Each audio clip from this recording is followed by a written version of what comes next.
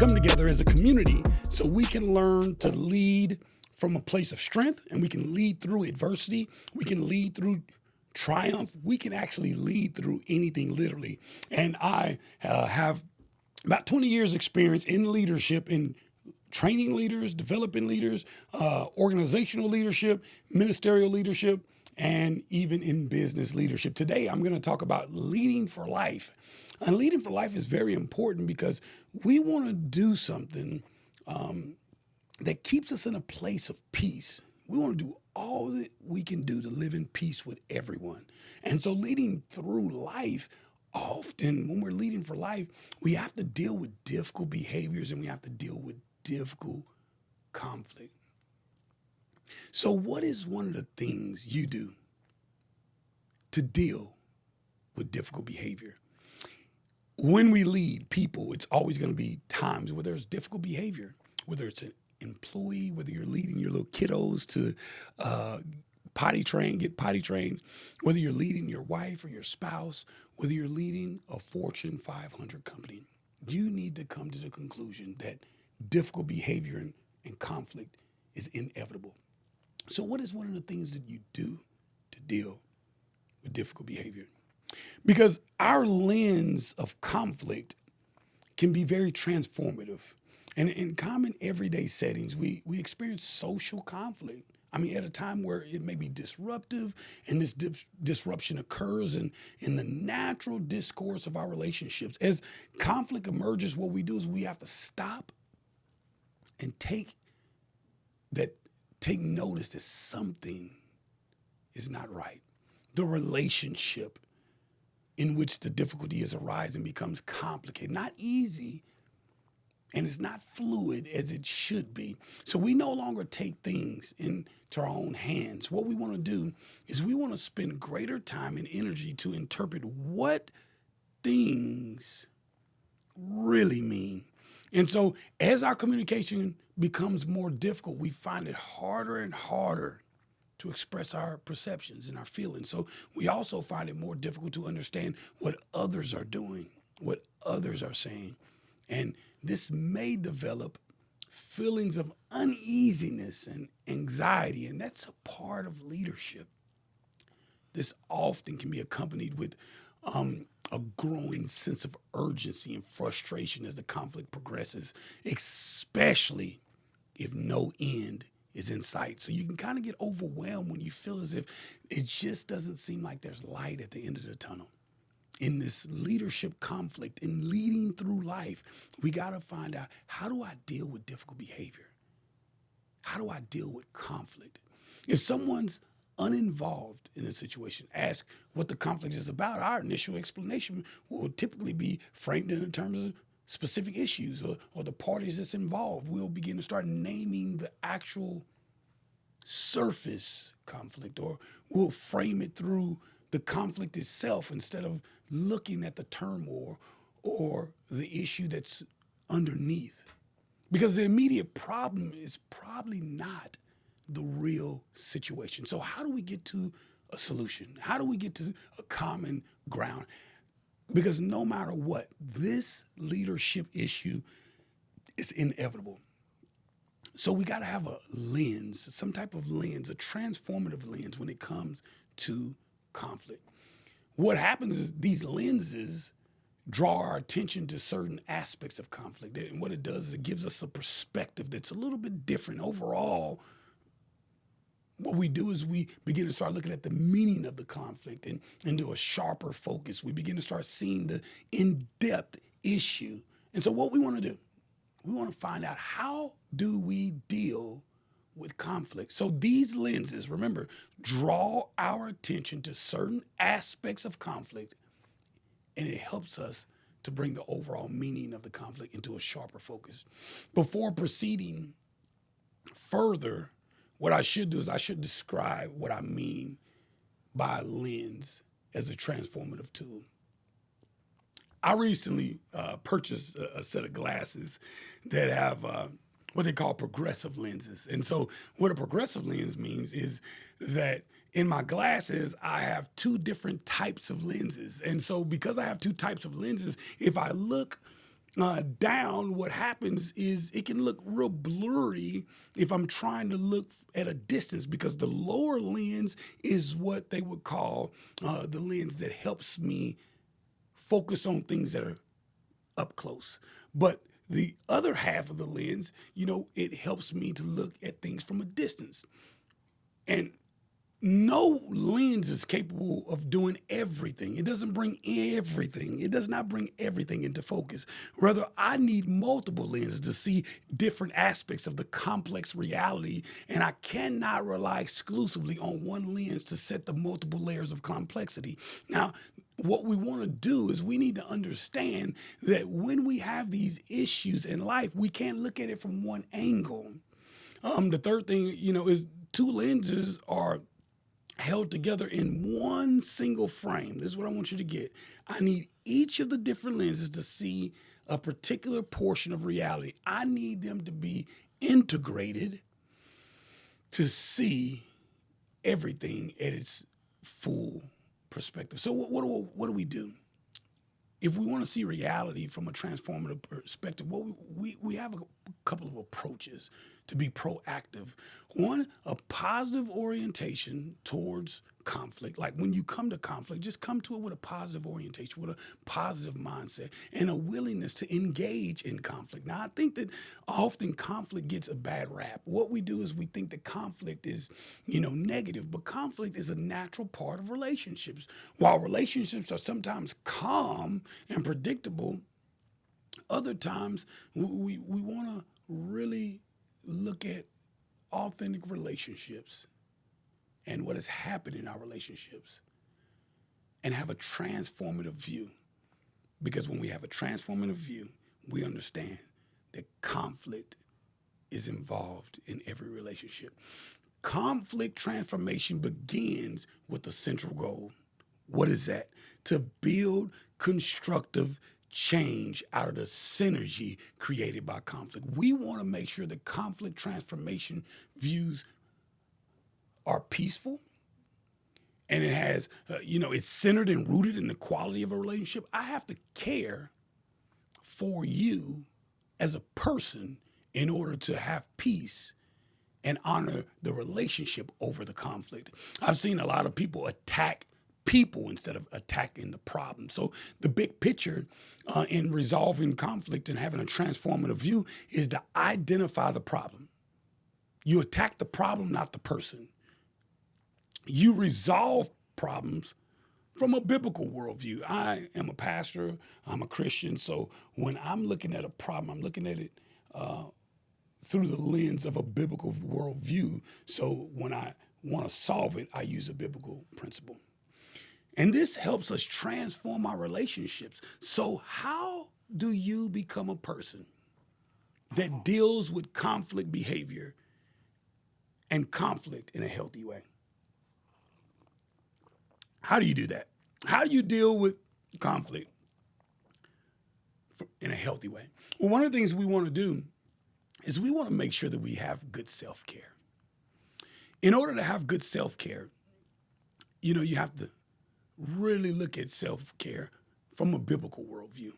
The Bible says, love your neighbor as yourself. This means that you got to practice drawing healthy boundaries. Why do we need a biblical understanding of self-care? Because compassion fatigue and burnout is a reality. Compassion fatigue and burnout is a reality. People get burnt out because of a lack of self-care. What is burnout specifically? How do you define that? What would you say burnout is?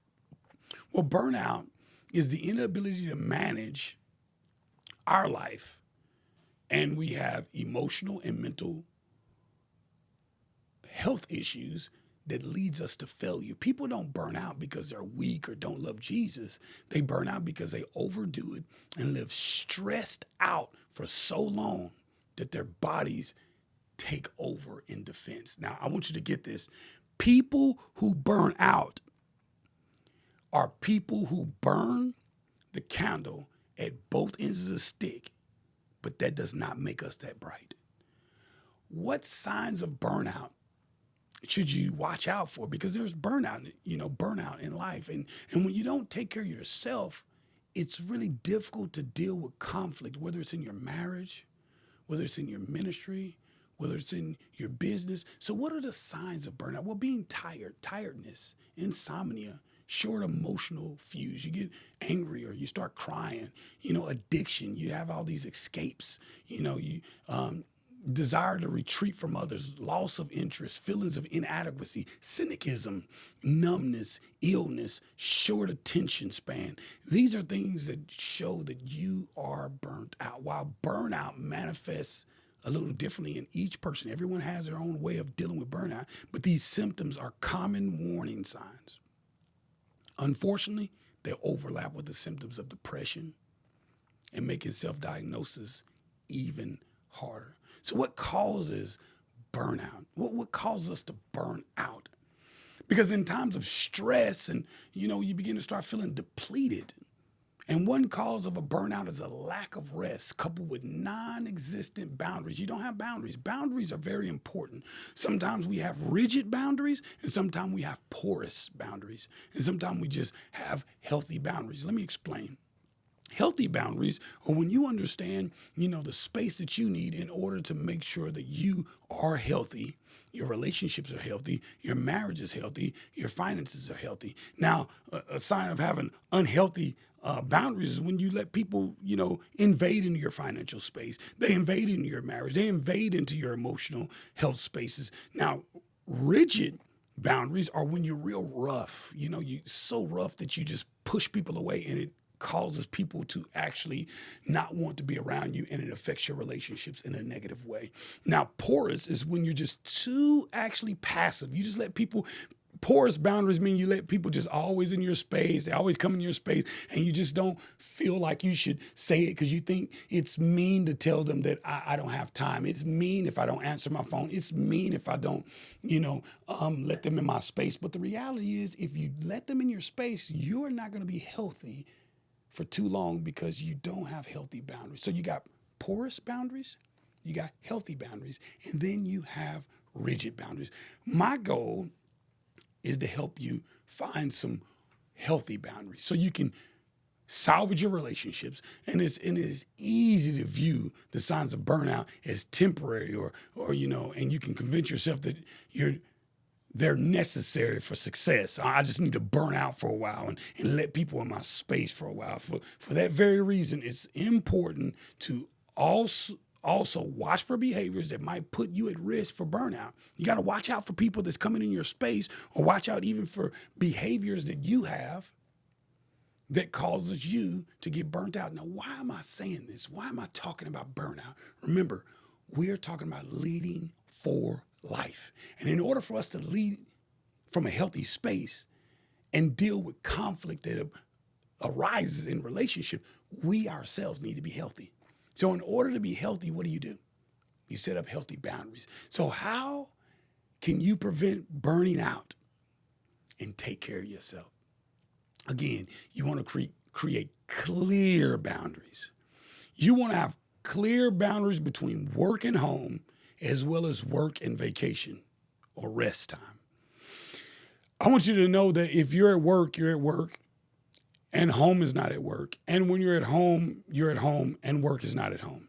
It's time for your children. It's time for your spouse. It's time for your dog. It's time for you to rest. If you're on vacation, you're on vacation. I have a habit of asking my assistant to make sure that when I go on vacation, my emails, it shows that I'm on vacation. Even my phone, they'll get if you text me, it'll text you back and say, I am not available right now. Please come in contact with my assistant and gives her information, if it's an emergency. So it sets clear boundaries. So I won't be calling myself on vacation, but actually still working. And you got to take concrete steps to create these boundaries. On your smartphone, your electronic companions, the iPads, the laptops, the smartwatches. For example, consider getting a work number for your phone and then maybe getting a personal a number. And, maybe, work tools like emails or social media or communication, or productivity apps, who people follow you that may cause you to work. You want to separate yourself from that. Create a space, even in your house, for working if you're going to work from home. Like I have an office at my house, and that's where the work takes place. It's not taking place in my living room. It's not taking place in my bedroom. I want to create clear boundaries. Learn how to be more productive during work and how to rest and unplug. Learn when your most productive times of the day is. Some people, they function best in the morning. Others function best in the afternoon. My assistant is amazing in the afternoon. She's not a early riser, but she is a great leader, and I give her the space, to do a mid-morning, early evening shift. And what it does is it gets the most out of her. So you protect that time and schedule draining or challenging tasks during those hours. Things is going to take the most out of you. I put that on the first, on the top of the list. It's my priority. Why? What do I want to do that for? Because I heard an old saying, if you have to eat two frogs, you eat the biggest frog first. Meaning get the hardest thing out the way first. Do the most challenging thing first. And anything else, I can outsource that or delegate that. So what I want to do is create clear divisions. I'm going to divide my work day into chunks of time, like 30-minute sessions, 90-minute sessions, and then I'll take a true break in between, and finally, do not multitask. Let me say that again. Do not multitask. Matter of fact, turn off distraction, find ways to focus on one task at a time. If you find yourself experiencing any of the signs of burnout, stop. Take a step back from your emotions and don't make any rash decisions or quick decisions. Spend deliberate time getting counsel. If you're a Christian, for me, I go to worship, go pray, and go seek the rest that you need. In order for you to truly lead through life, you're going to have to take some concrete steps for your physical health. Sleep, rest, eat healthy, find small ways to exercise. Short walks are a good start. List the things that God has done for you in the past and cultivate an attitude of gratitude. Recalibrate your expectations. You cannot do everything and don't need to do everything, and you don't need to be available for everyone. The world will keep spinning without you. Everything depends on God, not you. Finally, connect with a mentor. Connect with someone to coach you. I have multiple mentors and friends and family members to seek out encouragement for myself, and I want you to get this. Get you some feedback from some people that can really help you, because one of the things we really want to do is we want to lead from a place of health. Self-care is so important. If you don't have the proper self-care, what happens is any conflict that comes your way, it becomes overwhelming. You blow up. You get frustrated, irritated. And when someone may be trying to help you, you are frustrated and you affect a lot of relationships. Why? Because your self-care has not been up to par. And when we do not take care of ourselves deliberately, because it's not just a good idea, it's crucial for our lives. In order to lead our lives, in order to lead our family, in order to lead our marriage, in order to lead that company, that ministry, you have to take out time for self-care. Now, it took me about 8 years of serving God as a pastor and leading for me to actually process this and realize that I get more done from a place of rest instead of a place of being overwhelmed and drained. I came up where in ministry or serving God or in the church, it just seemed like you seemed more spiritual if you'd done more. It just seemed like, oh man, they're amazing. They're a great leader. Why? Because they're so boggled down with so much responsibility. I come to find out that's not true. The more you're rested, the better off you are. The more you're refreshed, the better off you are. I'm not saying rest meaning go to sleep. I mean, your soul is uncluttered. Your self-care is taken care of emotionally, mentally, physically as well. And you're able to lead people from a place of health. So what I want to get some feedback from you. If you got any feedback, go ahead and make a statement in the comment. Give us some questions in the comment. It's so important to be able to lead from a healthy place. I think this is, not a popular topic. Self-care. Now remember, I'm not talking about being selfish. I'm talking about being aware of your condition, having a high emotional intelligence, a mental intelligence, understanding, self-awareness. You know what condition you're in, and you know you need to step back and be revived and be refreshed. And for me, that means to get into God's word. That means to take out time for a good sabbatical, to worship, to pray.